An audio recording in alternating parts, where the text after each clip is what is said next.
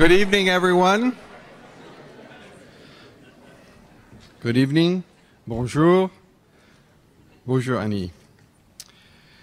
For those of you who don't know, my name is Dr. Brian Stevenson. I'm the very proud President and Vice Chancellor of Lakehead University. And as we begin this very special evening, I would like to acknowledge the original custodians of this land and pay my respects to the elders, past, present, and future. For they hold the memories, the traditions, the culture, and the hopes of Indigenous peoples. I would also like to recognize that we are on the traditional lands of the Fort William First Nation, signatory to the Robinson Superior Treaty Territory of 1850, and in partnership with the Union of Ontario Indians, the Anishinaabe-Aski Nation, the Grand Council Treaty 3, and the Métis Nation of Ontario. Ani buju wachiye kiniwiya, migwich gagishageng nongom gagishak, ndamada windan jitsid wimaban, Anishinaabe-Aki, Fort William First Nation. Ladies and gentlemen, this evening I have the privilege of introducing the inaugural speaker of Lakehead University's Boralasking Distinguished Lecture Series. Chief Justice Beverley McLachlin is here tonight to draw on her experience as a lawyer, academic, judge, and Canada's first female Chief Justice, to share her reflections on the challenges of delivering justice in Canada's North. The Chief Justice spent her formative years in Pincher Creek, Alberta. Later, she studied at the University of Alberta, where she received her BA Honours in Philosophy in 1965. She continued her studies at the University of Alberta and in 1968 received both her Master's in Philosophy and an LLB. She was called to the Alberta Bar in 1969 and to the British Columbia Bar in 1971 and practiced law in Alberta and British Columbia. In 1974, she began teaching for 7 years in the Faculty of Law at the University of British Columbia as a tenured associate professor. Her judicial career began in April 1981 when she was appointed to the Vancouver County Court. In September 1981, she was appointed to the Supreme Court of British Columbia. She was elevated to the British Columbia Court of Appeal in December 1985 and appointed Chief Justice of the Supreme Court of British Columbia in September 1988. 7 months later, in April 1989, she was sworn in as a Justice of the Supreme Court of Canada. And on January 7th, 2000, she was appointed Chief Justice of Canada. She is the first woman in Canada to hold this position. In addition to her judicial duties at the Supreme Court, the Chief Justice chairs the Canadian Judicial Council, the Advisory Council of the Order of Canada, and the Board of Governors of the National Judicial Institute. Now, all those accomplishments are great, but there's one that trumps all of them. And that is that in 2012, she received an honorary degree from Lakehead University.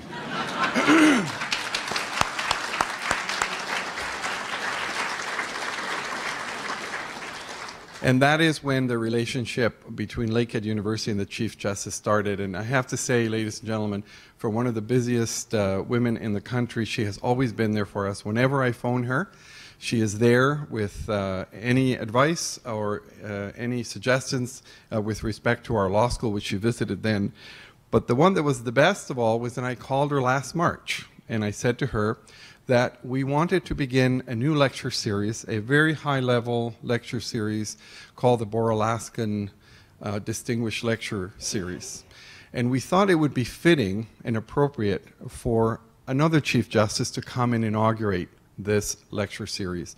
It would give it the prestige and the boost it needs, but also we would like to hear from her after she graduated and became an alumnus, and she can come and tell us what she's done with her career since then. So, ladies and gentlemen, please join me in welcoming the first speaker of our Boer-Alaskan Distinguished Lecture Series, the Chief Justice of Canada, the Right Honourable Beverley McLachlin.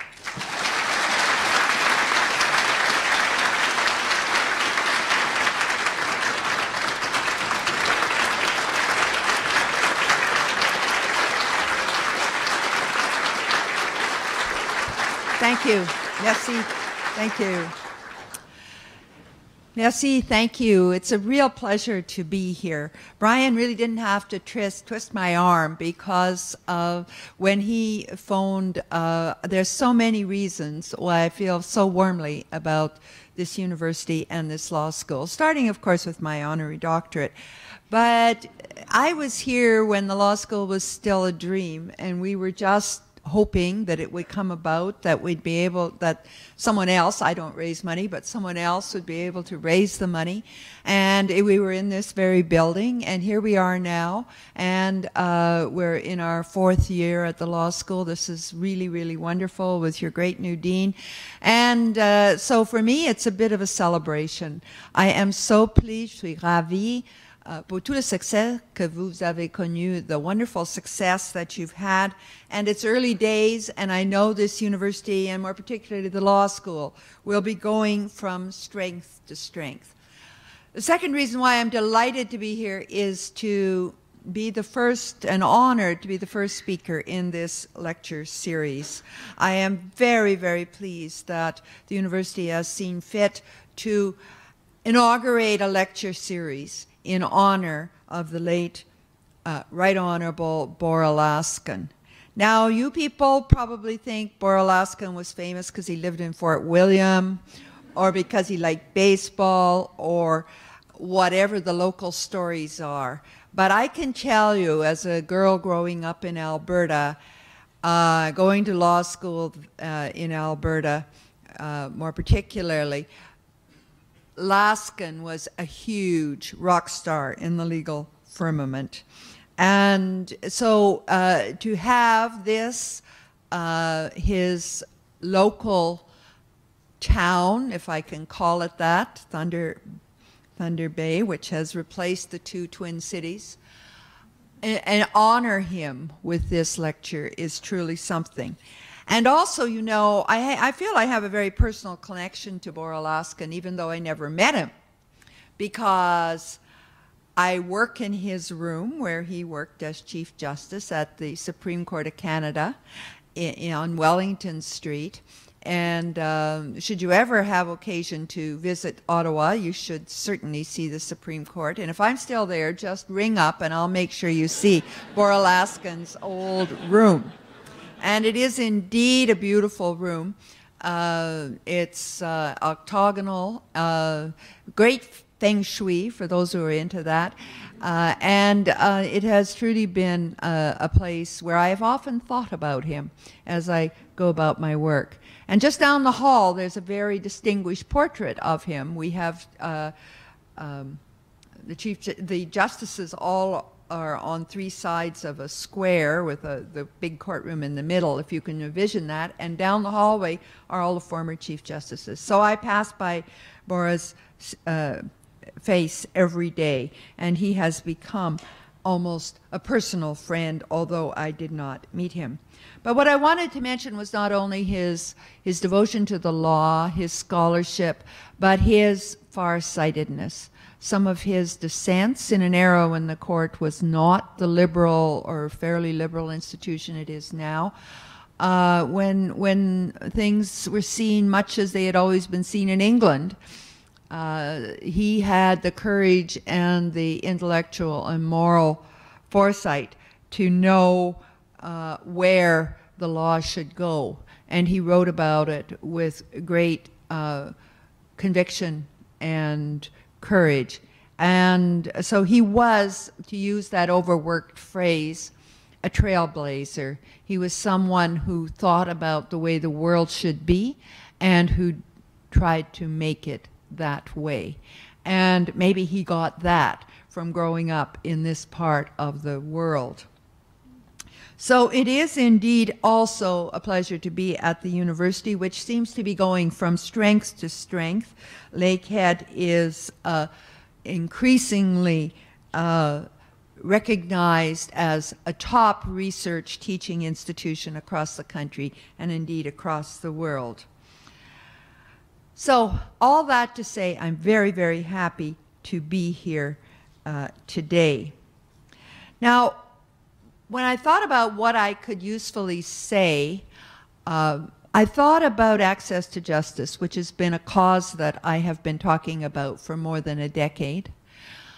The need for every Canadian woman, man, and child to be able to access the courts, to be able to get legal advice, to be able to get help when they need it. This is a huge issue in Canada, as it is in many countries, and we are making progress on it. But in my journey through the various subject matters and issues that access to justice involves,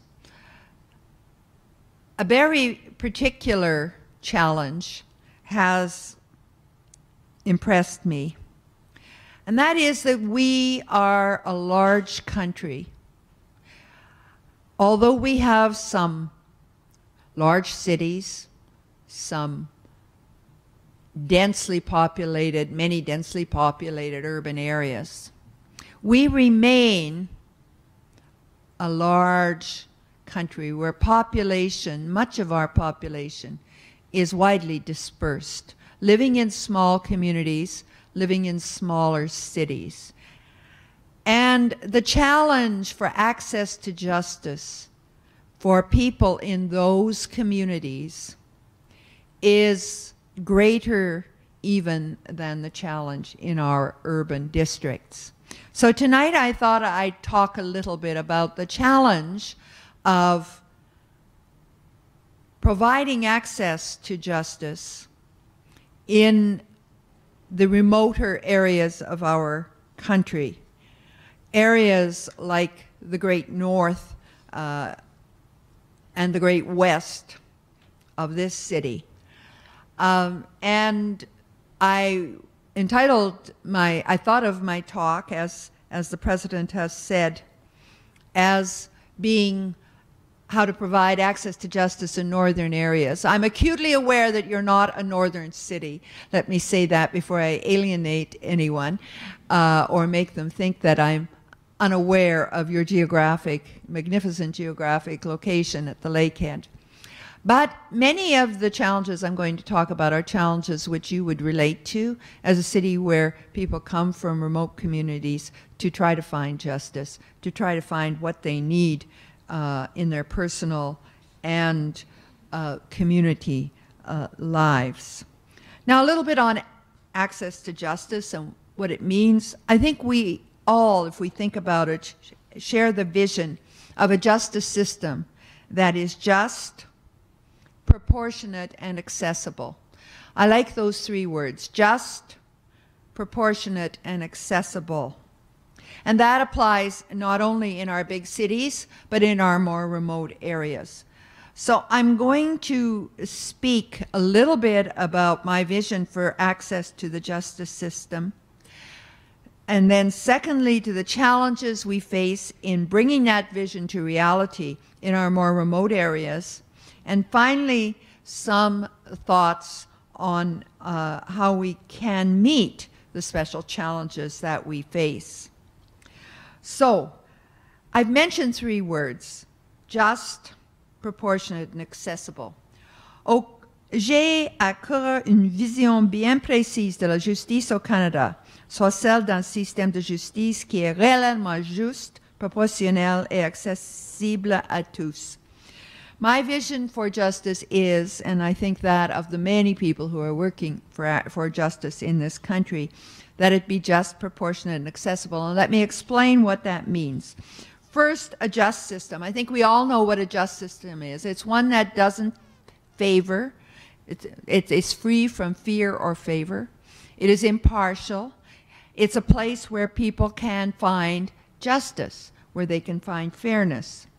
And this is always not so easy. But if you follow the legal cases, you will know that in Canada we are absolutely committed as judges, as lawyers, prosecutors, to achieving a just system. The second adjective I use is a proportionate system. Now, what does proportionality mean in the legal world? Proportionality is not something to do with your body shape in the legal world. Proportionality has to do with making the right balance, finding the mean, the right road between extremes, and making sure that the result that the law decrees is appropriate for the problem that you face. Now, when you apply this adjective proportionate to access to justice, what it means is that you use procedures and processes to achieve justice that are in harmony with the nature of the problem. So, for example, if you have a problem, shall we say, that involves certain indigenous perspectives, you would try to find a procedure that would harmonize with that. If you have a very small amount of money, you might say the appropriate procedure is not to have a constitutional case to the Supreme Court of Canada. It would be to get that little dispute resolved in a small claims court as cheaply, efficiently, and quickly as possible. So what proportionality means in the context of access to justice is that the cost, speed, complexity, and relevance of the proceedings be proportionate to the scale and substance of the case. And this gives us a system that costs less, that costs the appropriate amount, hopefully, for the nature of the problem. It allows us to deal with ordinary problems quickly, and often what happens, and this is a danger we want to avoid, is that if you don't deal with legal problems and legal issues quickly, they balloon and they become big problems. Same in every walk of life, whether it's medicine, if you don't deal with a small problem, it becomes a big problem. And the same is true of law. It also helps victims of crime because they can get through the process more quickly, more easily, and it helps vulnerable witnesses. And it prevents costs and delays. So that's what we mean by a proportionate justice system. And the third adjective I used is accessible. Everyone, not just well-heeled people, not just governments, should be able to use the courts when they need them. I have often said that the justice system belongs to Canadians. It's not some system that belongs to the government way up there. It belongs to every man, woman, and child, and it should be there to serve them. And that means also that they should be able to consult a lawyer. They should be able to get legal information. They should, people, whether their problem is a family problem or a labor problem or a rental problem, I'm getting thrown out of my suite, whatever it might be, that person should be able to find the legal help they need. So that's the vision, a just, proportionate, and accessible justice system. The question is how we can achieve it, not only for the people who live in our cities, but for the people in our rural and northern communities going up to the vast reaches of the Arctic. Now, I can tell you that across Canada, and the lawyers and benchers and so on here tonight will know this is true, there's a huge amount of effort being devoted to improving access to Canada, and access to justice. And I'm very, very happy about that.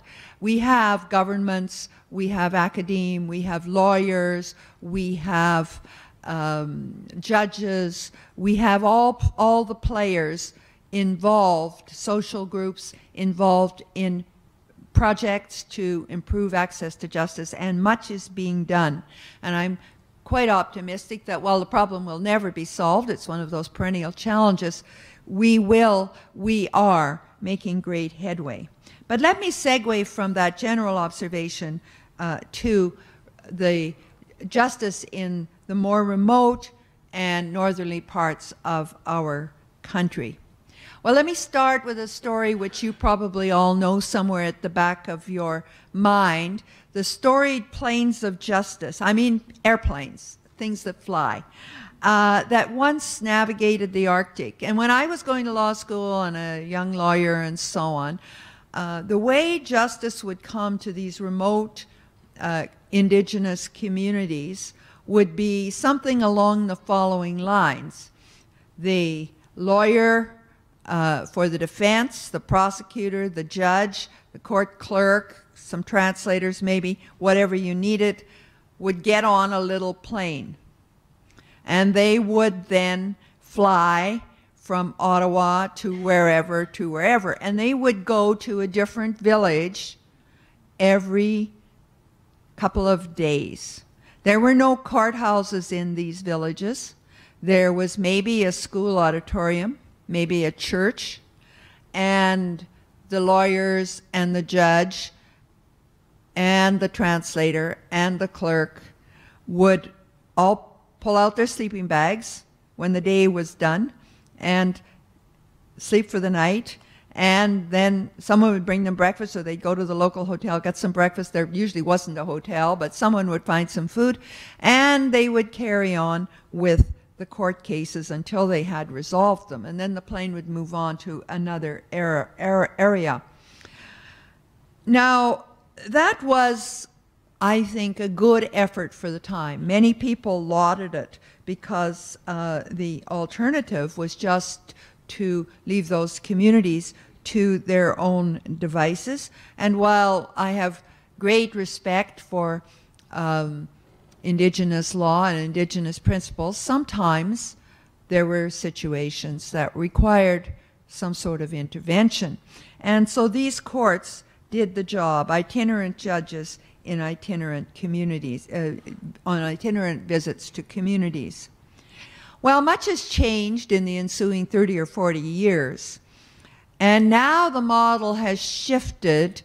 I think there may still be the odd sortie into a community, but the model now is more like the model which you're familiar with, which is Thunder Bay, fairly large community, 110,000 I was told, or Yellowknife, or Whitehorse, or Inuktitut.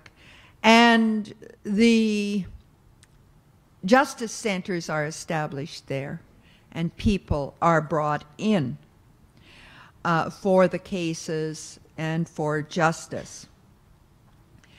And I think we have dedicated lawyers, dedicated prosecutors, and dedicated judges in these centers to do justice. Nevertheless, it can be difficult for people from remote communities to feel they really have access to justice, despite these laudable efforts. I think remote and northern communities face three special challenges. First is simply being remote, being away, far away, without easy transportation and other connections to larger communities. The second problem can be lack of resources. And the third, and I hate to call it a problem, it's a reality though, that we don't serve as well as we should, is meeting the cultural uniqueness and diversity of these communities. So let's go to the first problem, remoteness, the one we used to solve by, or try to solve by the justice planes. And this is just the physical accessibility problem. You probably know that our Prime Minister, William Lyon Mackenzie King, once said that Canada had too little history and too much geography. Well, I don't think we have too little history, but I will agree we have a lot of geography. And ours is indeed, as I've said, a vast and sparsely populated land. People, many people, live in remote communities.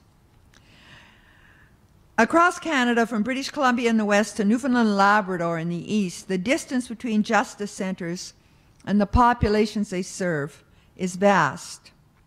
And it's growing. There's been a trend in recent decades for governments, provincial governments, to close local courthouses and bring people to larger centers in the interests of economy. That means there might be no local judge, even in a sizable community, who can deal with an emergency problem. And it means that increasingly parties to disputes and witnesses have to travel long distances by bus or pickup truck to pursue their case, sometimes airlines, in the judicial center. And so you can see how this would be a barrier to justice, a barrier to access to justice. It's not so easy to get the money to buy a ticket on bearskin if you're living in this remote community. It's not so easy to find a way to drive down to Thunder Bay, for example.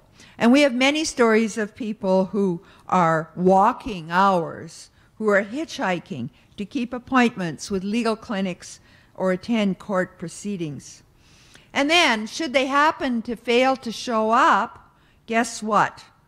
A warrant goes out, and a policeman comes and finds them, and a judge says, "You're in contempt of court." This is the problem of rendering justice in remote places. A second problem is scarcity of resources.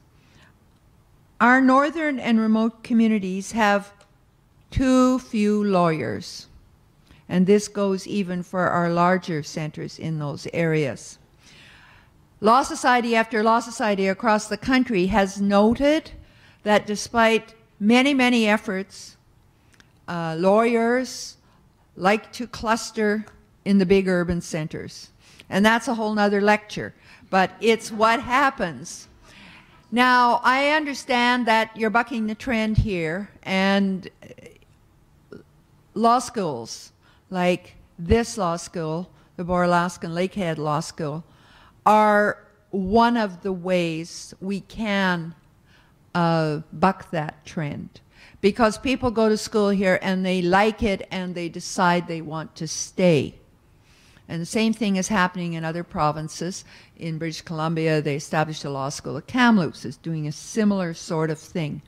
And we are hoping that with this and other efforts, we will be able to at least somewhat remedy the problem of too few lawyers in our rural areas.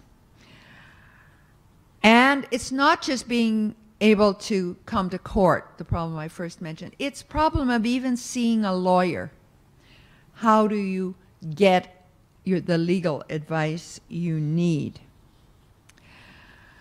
Now, a third problem Northern justice faces is finding appropriate ways to deliver justice to culturally and linguistically diverse people who live in our rural and remote areas. More and more, we are being forced to acknowledge that the justice system just doesn't work as well as it should for a lot of Indigenous people whose first language is neither French nor English, and who are unable to communicate or be communicated with as well as they should be in the commonly spoken languages of the more urban Canadian world. And so it's no surprise that Indigenous men, many from northern communities, make up a disproportionate number of Canada's prison system, and the same for Indigenous women.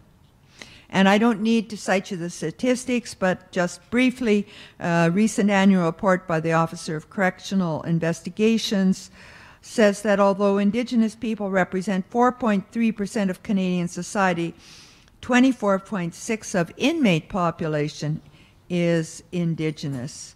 This is a huge loss in human potential, and we need to fix it. It's a cost to the rest of the community, too. Prisons cost a lot to run. But what worries me is the loss of human potential and the deficit of human misery that all this creates.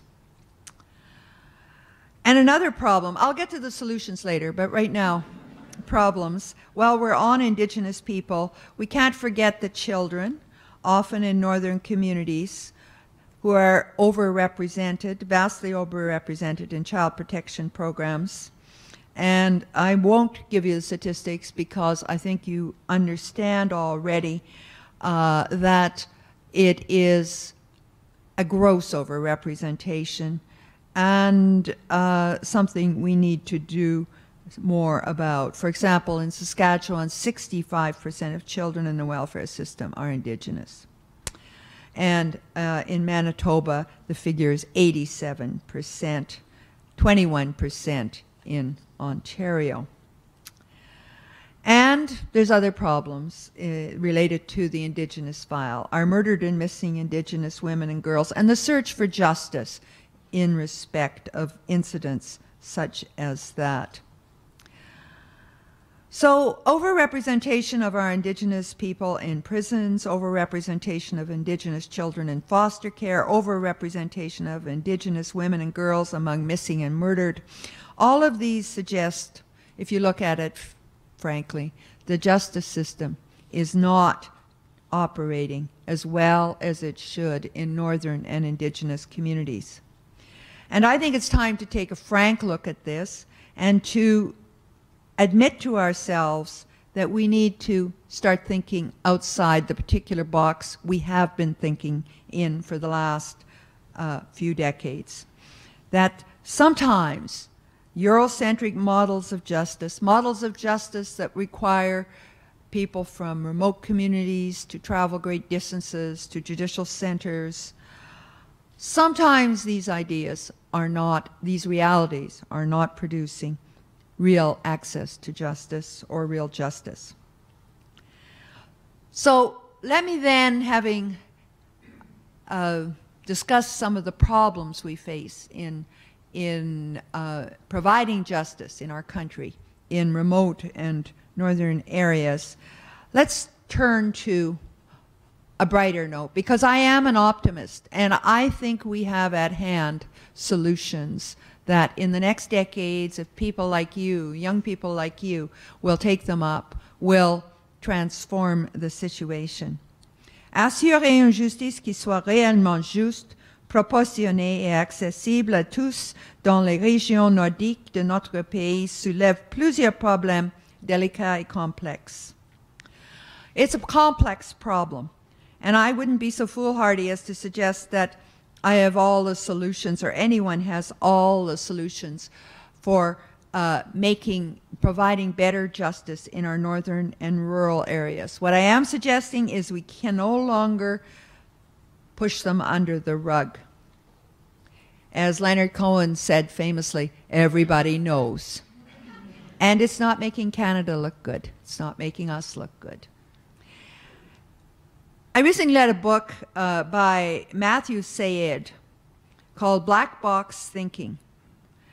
And Mr. Syed persuasively argues that the people involved in the justice system, in common with other industries and endeavors, must recognize their failures, admit to them openly, and study them. And he talks about a culture of open recognition. And then he talks about how for so long, for example, in the healthcare area, but he gives justice examples too, we've had a culture of excusing and protecting and preventing things from coming to light. But he says that's not how progress is made. Progress is made as where in the aeronautics industry, every time something goes wrong, there's a full investigation, there's a black box there. That's why he calls it black box thinking. If you say something is not working as well as it should, if you say it's wrong, then your job is to figure out what went wrong with that life that was lost, that person who was unjustly convicted, that person who didn't get justice at all. So that's black box thinking. And in that spirit, let me suggest a few of the ways it occurs to me that we can improve our delivery of justice in remote and northern areas. And you will have much better ideas, I'm sure. I talked first about the challenge of remoteness and the huge distances over which Canadian courts operate and the barriers these distances pose to access to justice in the North. So we have to ask ourselves, how do we overcome those barriers? Well, here I think there are some promising answers. Communications technologies offer promising solutions. The Ontario government has a video justice network, and it supports a large number of video conferencing sites across the province that have been used for everything from case conferencing to sign language interpretation to solicitor-client conferences and training sessions. Of all the possible ways to use communications technology to bridge the distance divide, call-in centers, phone lines, hotlines are very widespread, and they're being used all over the United States and Canada now. There's trained staff at the other end, and a person calls in, and these people know what questions to ask, so they can isolate and determine what the problem is, and then they will refer the person to some place. Those kind of things work really, really well, and I think they could be made to work very well for people who are living away from large centers. In Nunavut, legal aid phone lines are staffed by Inuk-speaking operators, and anyone who wants can call collect, and they can speak to somebody in their own language and get directed to legal help. Already, some northern courts are using internet and Skype to bring remote witnesses and accused persons into the courtroom and are accepting legal filings by email. We need to push this further. Now, I know technology is a problem in some areas in the North, and that is regrettable, in my opinion, because no one needs it more than these remote communities. But that said, I believe it's there and it's coming and it's going to get better. So we can start thinking about things like the United Kingdom, which just announced that all of its court filings, they hope, in a short time will be done online. You won't have to travel a long ways to go to the courthouse and fill out a big document. You can do it on your computer and just submit it. Push the button and it's there. And we already do this for appeals in the Supreme Court of Canada. We've been doing it for 20 years. But this is going to, I think, become the norm. So if you're in a small community up somewhere, provided you can get some legal help or legal advice, you can file your claim and through your computer. Communications technologies can also help improve the quality of legal services because they can get lawyers and clients and people who need help together. And they can also get different lawyers together. And you can have, as we all know, conference calls, joint meetings on various internet devices. And all of this is being done, and it's going to be done more and more in the future. In 2011, the Law Society of Alberta launched SoloNet pilot project, which provided a confidential online social network for solo and small firm practitioners in remote locations to share knowledge and advice. So you're the only lawyer in town, and you're hundreds of miles or kilometers from anybody else, and you get a new problem, but you know there's a lawyer maybe in a town 150 kilometers away, and you know her, and you can remotely connect and so on. And I understand the progress has been considerable. Another project, it's called Ask a Lawyer, and it's spearheaded by the Anishinaabe Legal Services and Pro Bono Canada.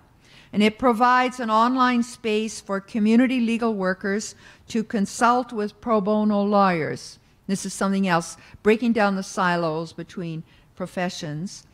Via website, questions and answers discussion. Those are sorts of things we can do to help overcome the barrier of remoteness. We're not the only one doing this. Another country with large spaces, Australia, is experimenting with web conferencing sessions that facilitate meetings between lawyers who may be in their central offices. Clients go out to visit a satellite station, a location in the bush, and on-site workers can be there, and everyone can get together to try to solve the problem.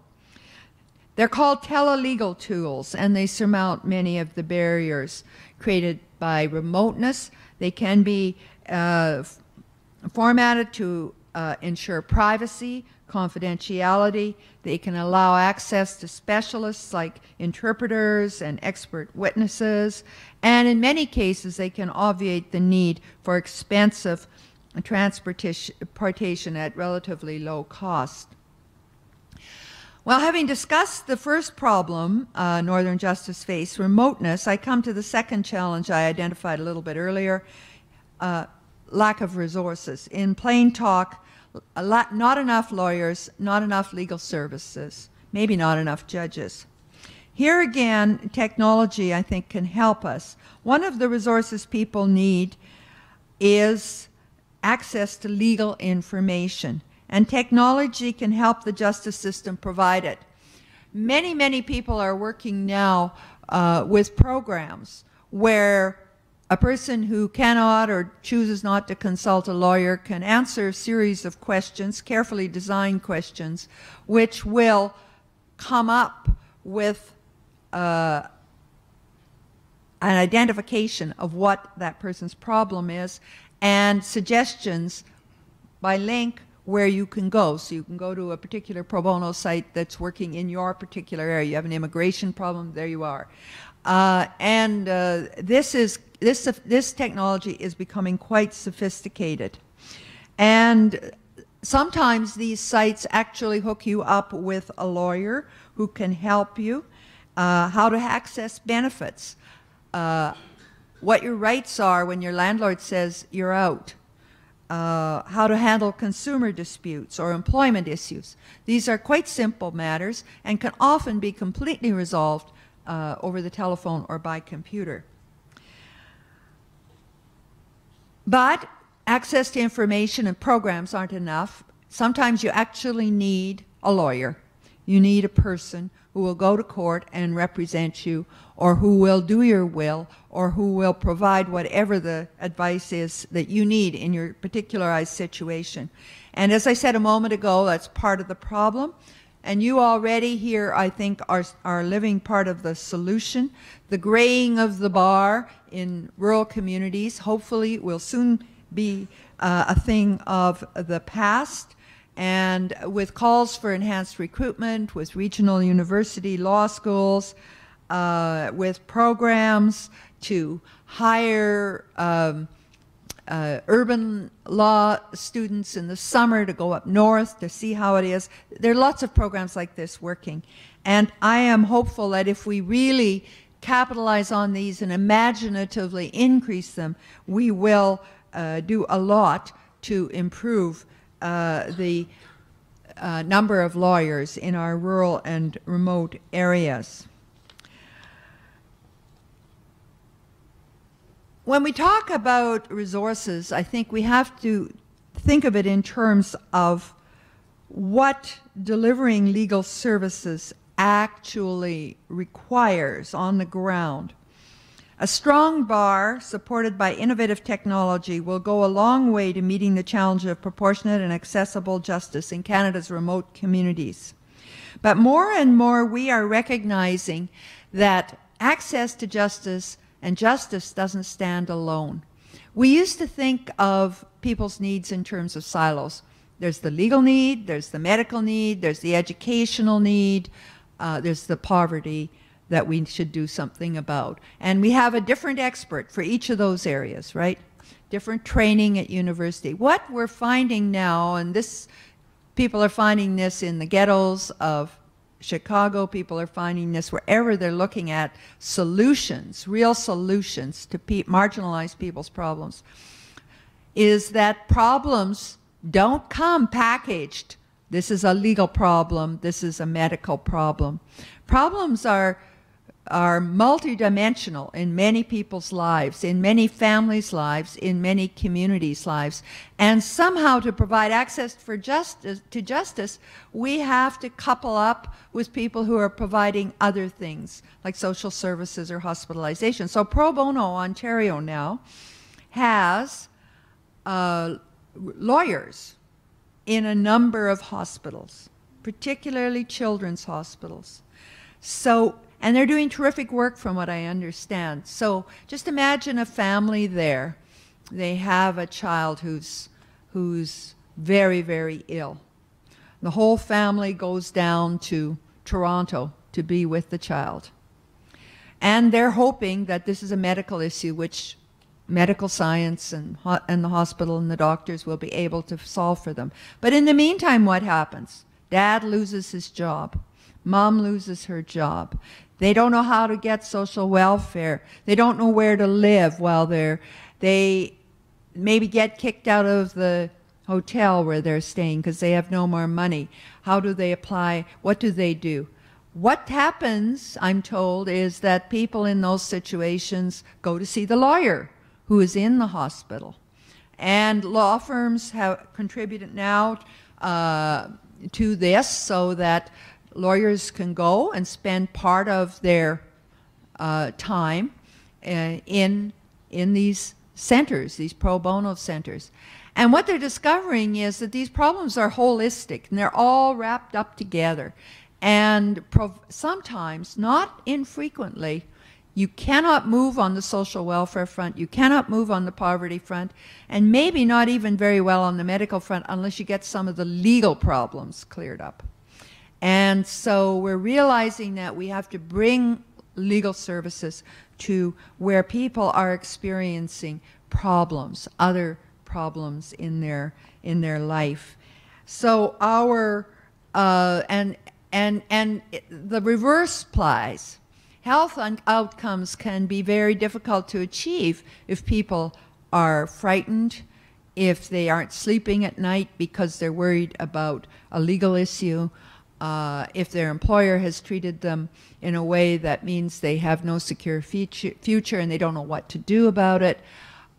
So all of these good outcomes are tied together. And I believe in the future, as we use our black box thinking, we will more and more see that real access to justice, particularly in remote and marginalized communities, involves attacking problems, not from the vintage of what can the law do, but how do we, using whatever resources are necessary, meet the needs of this individual, of this family that is fragmented or challenged or suffering. And people are realizing this more and more. For example, the final report on the Committee on Access to Justice in Civil and Family Matters, which has been going on for a decade now across Canada, talks about the need to pursue service integration with other local service sectors as providers. I'll just give you one more example. Under the law, many of you will know, if an Indigenous offender is sentenced, courts are obliged to take into account the peculiar circumstances of the Indigenous person. It's called the Gladue principle. And the problem, in many cases, I'm told, is that the judge, I talk to judges more than I talk to other people, but the judges say they are trying to take into account the individual circumstances, but there's no good pre-sentence report. There's no good sociological report. There's no information as to how the person was raised or what kind of person they are and so on. So we need to integrate these social workers and people who provide that kind of information more and more. They've always been there in part with the justice system. I cite that merely as an example of interdependency that we have long recognized. And again, Australia is doing the same thing. And In British Columbia, they have law summits. The law requires them to hold them every year, where they facilitate collaborating. So we're calling it collaborative justice. We're calling it integrated justice. We're calling it getting everybody who has to do with a particular problem in the room together to talk about it, both at the high level of designing solutions and at the actual concrete level of cases as they work their way through the justice system. And the final challenge I think that I'd like to talk about, and I am coming to the end, is that to truly deliver justice to the cultural communities that inhabit the North, we need to calibrate our laws and our procedures so that they are responsive to the values and the problems of the communities that they are serving. In legal academic literature, scholars talk of the need to integrate Indigenous perspectives in our justice system and in our delivery system. And instead of just imposing the Eurocentric model. And I believe that this is essential. The work has started, but we must do much more in the future to ensure that the justice we are delivering is justice that people can recognize as justice, and a justice in which they can see themselves and see themselves moving forward. Many years ago, decades ago, people working in communities started to write about the need for sentencing circles, about different Aboriginal perspectives on criminal misdemeanors. And some of these possibilities are now integrated in the criminal code and are being used. That's a start, but we are going to have to do more of the same. Too often, and I say this as a non-Indigenous person and humbly, but too often it seems to me that Indigenous people may view the justice system as not their system, but an alien system that's forced on them. A system that, from their perspective, if they're being locked up, might take their liberty and punish them, sometimes for reasons they don't fully understand, or if they do understand them, respect. So we need to use every tool we can: education, smart policing, legal reform, sensitive judging, and finally more Indigenous police, lawyers, and judges to turn this around, to make our justice system truly not an alien system to these people who are subject to it, but a system in which they can see themselves mirrored, which they can support.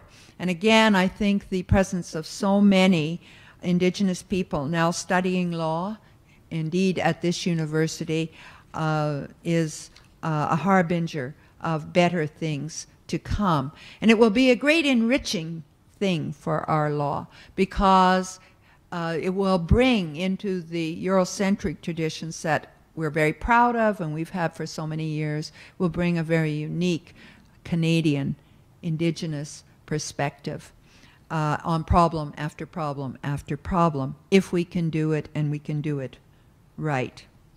Let me conclude. We should not underestimate the profound impact the inability to access legal services has on people's lives. Not just those who actually themselves experience legal problems, but often other people who are affected. If I shouldn't do this, but I have to share a little story. I'll stop very shortly. But I was a Court of Appeal judge in the Court of Appeal for the Yukon, and we had a sentencing case, and the accused was a man. He was in prison, and he had shot his wife in the foot, and that was a very bad thing to do. I think we'd all agree.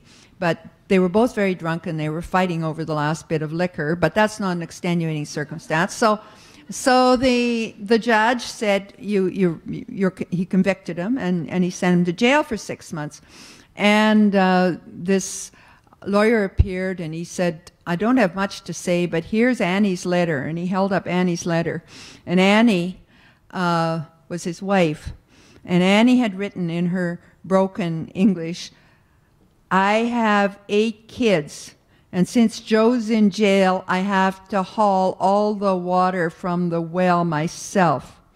And that brought to me the reality of how one person's legal problem, Dad's legal problem in this case, had affected that whole family. Anyway, I'll conclude. Our goal must be, I think, to bring true justice to the peoples of Canada's remote and northern areas. It's our peculiar and particular challenge, and one we must accept. And we can meet that challenge by using modern technology, by working in co-disciplinary endeavors, by providing people with outcomes that they can relate to, by developing a justice system that reflects the values and perspectives of all our communities, including those of our Indigenous people. I thank you so much for having allowed me. We have a few minutes for questions, and there are microphones, I believe, with one microphone, so 2 microphones here, one there and one there. So if you have a question, make the question brief, please. The answers will be up to the Chief Justice. So. Hello. My question is in regards to, do you still feel that one of the challenges facing the northern communities is the inability of many Canadians to accept that there was a cultural genocide against northern, well, mostly Indigenous communities, and that that's something that often prevents us in moving forward and rectifying the situations? Well, I think we all have to recognize our history, and we have to move on. I'm not going to talk about cultural genocide specifically. It's a complex and difficult issue. But we've had lots of reports on this. We've had lots of commissions, and we've had lots of recognition. The recent commission headed up by Senator Mary Sinclair, amongst others, has shed lots of light. So, you know, sometimes I think we live in an era when we have lots of light shed on lots of problems, be it mental health or something else. And we're now at a point when we just need to do something. And so I think that's how I would answer that. I try to look forward. I try to look forward optimistically. And the past is what it is, and we can't change it. But we need to look forward optimistically and make a better world. Anybody else? Let's go to the microphone over there. Thank you, Madam Justice, for taking the time to speak to us today. Since you raised it tangentially in your discussion about the impact of, say, someone being out of town and being served a warrant and being delayed from returning to attend a matter at court and suddenly being, or a summons and suddenly being found issued with a warrant, I'm going to bring up a distinctly Thunder Bay thing that's come up recently and get your opinion on it. Recently, the Thunder Bay Police Services introduced Wanted Wednesdays, where they began posting photos of people who had outstanding warrants on social media in an attempt to manage costs, I suppose. Can you give us your thoughts on the challenge of balancing the rights of the accused, who obviously haven't been convicted yet, versus the needs of the economic needs of the police force, combined with the almost insatiable need of the public to have these tantalizing little bits placed before them? Well, I'm not going to wade in there. I should have said at the beginning of the questions that I can't talk about, you know, current legal issues that could somehow come up before the courts. So I really can't say anything about that. I'm very sorry, but thank you for the question. See, I asked for the questions to be short, but the answers can also be short. So, any other questions that anybody might have? Yes, over here. Hi. You talked about in your speech that you have great respect for indigenous laws, but sometimes the court system has to come and intervene. So I was wondering, what sort of role do you see community-based justice programs have in your in your solutions to access to justice? Well, I guess there's lots of community-based, but I really, in general, I think justice is a community affair, and it has to be there at all levels of people's lives, and community-based initiatives really help people, I think, in general, to access justice. I know many good ones. I can't comment on particular, but no, I think it is a really important thing that people have help where they are in their communities. They get together and seek help together, and those are good developments. As I say, the law belongs to everybody, and they should be using it at all levels. Good evening. I'm curious to know how far, in your opinion, how far Canadian law is from protecting our natural habitat pursuant to Section 7. Oh, I wish I had an answer to that one. I really couldn't. I mean, I have no idea. I'm not an environmentalist. I haven't done studies. Environmental law is a fairly new thing. I can't say that, and was not even taught when I was going to law school. So I'm sure it will go in new directions, but it's not there. Right now it's a fairly new thing. But a lot of it's regulatory law and that kind of thing, which can be old. But quite frankly, I have no way to say how far it's come. I mean, that would be, you do it for your PhD thesis. You can establish the beginning, you can establish the end, and then you can give us, and I'd love to see the answer. Okay, we're going to take two more questions. So over here. Over here and then Hi. My question is about GLADU. You mentioned that one of the issues that you've heard from judges is that they have inadequate pre-sentence reports or GLADU reports in order to inform their sentencing decisions. But for me, one of the issues is that even those issues that are identified in the GLADU reports persist after the sentencing happens. So my question to you is, how effective do you think GLADU has been with or without the GLADU reports? Well, again, I can't say. I think it obviously was an honest attempt by Parliament to try to encourage fair sentences, and I can tell you judges work very, very diligently to try to get fair sentences. But I think you're raising a bigger issue, which is the possibility in more and more being explored of alternate court systems where instead of just the traditional conviction, sentence, lock the person away model, we're getting people to buy into the need to change their lives, to deal with whatever problems they have. And we're trying through these special courts to stop the cycle that has been so often commented on of people conviction, sentence, release, reoffense. So people go through their entire lives on this cycle. We've got to break that cycle. It's another lecture, but the Dean was just telling me that you have a Indigenous court here, which is part of that kind of a solution. So hopefully we'll improve in that respect. I can ask a follow-up question about that court, but I won't. Oh, okay. afterwards again. Last question. Sure. Kind of a big question, but I don't know if you can deal with it in this context. But I guess as a normal citizen, not a lawyer, not a constitutional legal expert, Section 9124, 1867, Indians and lands reserved for Indians, federal responsibility. Is that it seems to describe a different world. It does. It belongs to a different world. Yeah. It's a legal principle in our Constitution. There's another one many years later, 1982, Section 35, Aboriginal and treaty rights hereby recognized and affirmed. Is that a contradiction? Are these two paths, two forks in the road? We have to make a choice. We can't live in both at the same time.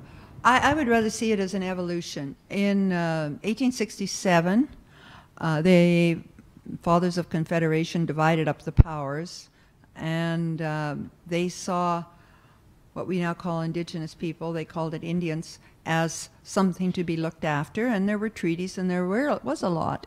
And they said the federal government's going to do that. So that's what that meant. It was a division of powers thing. What happened in 1982 with Section 35 was more affirmative.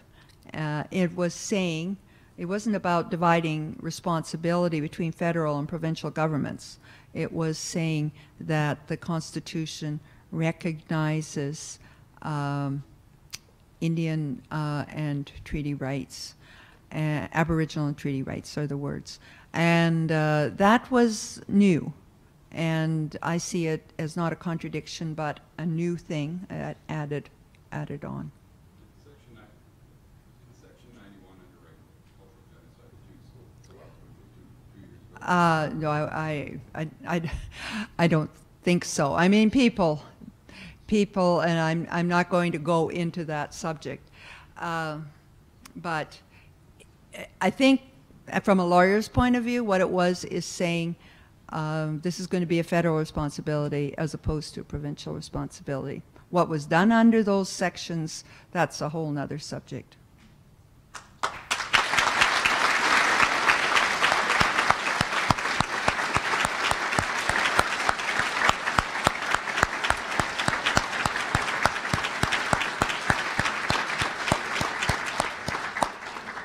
Well, to give the Chief Justice a thank you, I'm going to ask Dean Angelique Eaglewoman to come up and say the thanks.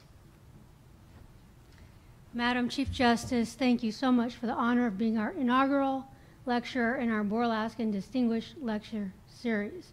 This is a moment that I know will live for a long time for all of our law students. And your trip here means so much to us and what we're trying to accomplish.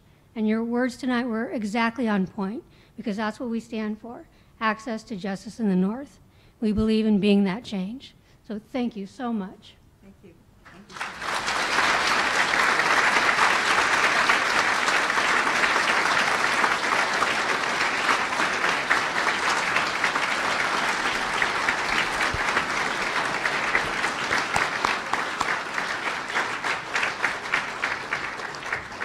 Thank you very much. And now I will ask you to all have some refreshments and hang around and chat and debate and discuss the law. I think there are a couple of lawyers and some judges here, so lots of fodder for discussion and argumentation. I'm married to one, so I know. So thank you very much and have a very wonderful evening. And thank you for coming to the inaugural lecture of Boralaskan. Thank you.